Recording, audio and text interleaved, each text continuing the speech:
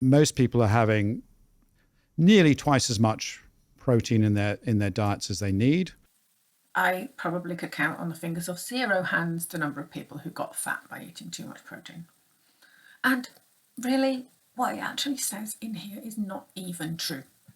The recommended daily protein intake per person to prevent deficiency is 75 grams per kilogram.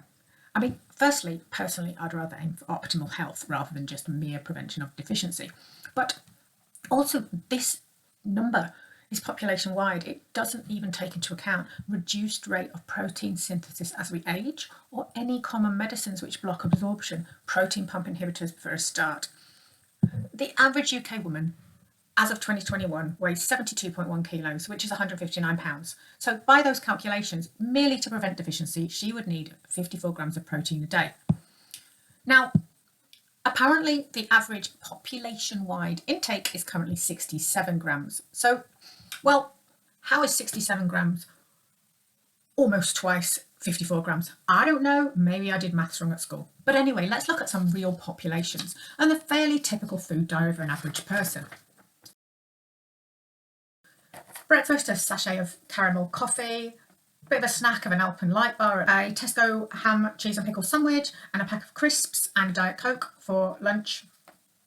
Another coffee in the afternoon and a Kit Kat, and then a Slimming World chicken tikka masala, Muller Light yogurt for dinner, and then a dairy milk later. That's fairly typical of what someone might eat. And that adds up to 47 grams of protein, which isn't even enough to prevent deficiency, let alone have optimal health. However, it might actually be too many calories, because that's 1,654 calories and a whopping 193 grams of carbs and 57 grams of fat.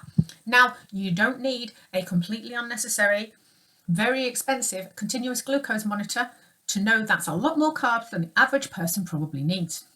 And guess what happens to excess carbs and fat? It's stored, which apparently doesn't worry Tim, because he's more worried about people eating too much protein in case that's converted to fat, which is highly unlikely anyway. Personally, I'm more worried about people not having enough protein to maintain, let alone build muscle, and to keep their skin, tendons and ligaments healthy in midlife, especially, as I said, when protein absorption is reduced by aging and by many common medications.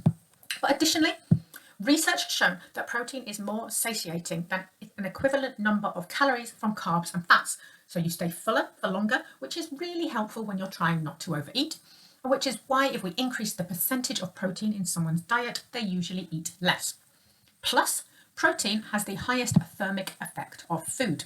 That's how much energy your body uses to break down the food you eat. So having a higher percentage of your calories coming from protein means the energy you use to break down your food is higher. And excess of protein can be used for repair, or yes, it could be changed to carbs via gluconeogenesis, but actually that uses loads of energy to do. Or if your body's carbs are full, then by de novo lipogenesis, it would actually convert to fat. However, excess carbs and fat can only be stored. So personally, I would rather someone ate a higher percentage of their calories as protein. And you know what? My own experience with clients and numerous research studies have shown that a higher percentage of calories coming from protein helps people lose fat.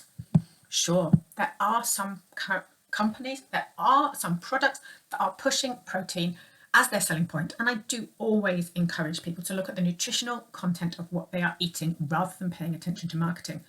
But for someone who's marketing a very expensive, completely unnecessary blood glucose monitor to claim that encouraging people to eat more protein is purely marketing is quite frankly ridiculous.